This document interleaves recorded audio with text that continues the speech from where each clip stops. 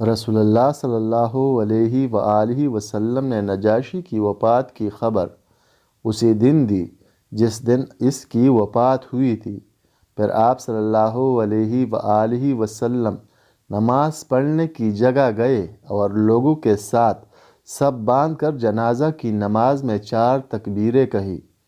نبی کریم صلی اللہ علیہ وآلہ وسلم نے فرمایا کہ زید نے جھنڈا سنبھالا لیکن وہ شہید ہو گئے۔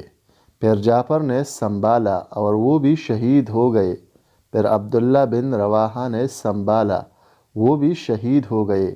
اس وقت رسول اللہ صلی اللہ علیہ وآلہ وسلم کی آنکھوں میں آنسو بہہ رہے تھے۔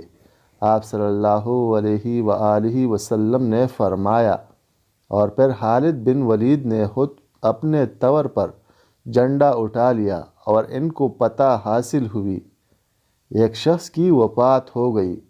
رسول اللہ صلی اللہ علیہ وآلہ وسلم اس کی عیادت کو جایا کرتے تھے۔ چونکہ ان کا انتقال رات میں ہوا تھا، اس لیے رات ہی میں لوگوں نے انہیں دفن کر دیا، اور جب صبح ہوئی تو نبی کریم صلی اللہ علیہ وآلہ وسلم کو خبر دی۔ آپ صلی اللہ علیہ وآلہ وسلم نے فرمایا کہ جنازہ تیار ہوتے وقت مجھے بتانے میں کیا رکاوٹ تھی؟ لوگوں نے کہا کہ رات تھی اور اندھیرا بھی تھا، اس لیے ہم نے مناسب نہیں سمجھا کہ کہیں آپ کو تکلیف ہو۔ پھر نبی کریم صلی اللہ علیہ وآلہ وسلم اس کی قبر پر تشریف لائے اور نماز پڑھی۔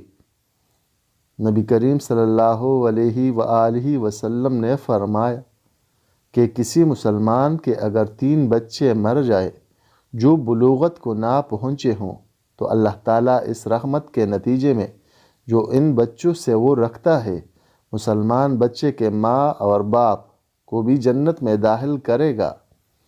عورتوں نے نبی کریم صلی اللہ علیہ وآلہ وسلم سے درخواست کی کہ ہمیں بھی نصیحت کرنے کے لیے آپ ایک دن خاص فرما دیجئے۔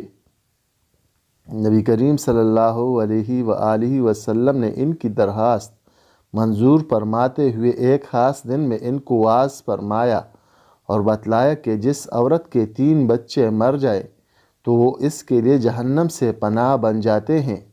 اس پر ایک عورت نے پوچھا، یا رسول اللہ، اگر کسی کے 2 ہی بچے مرے؟ آپ صلی اللہ علیہ وآلہ وسلم نے فرمایا کہ 2 بچوں پر بھی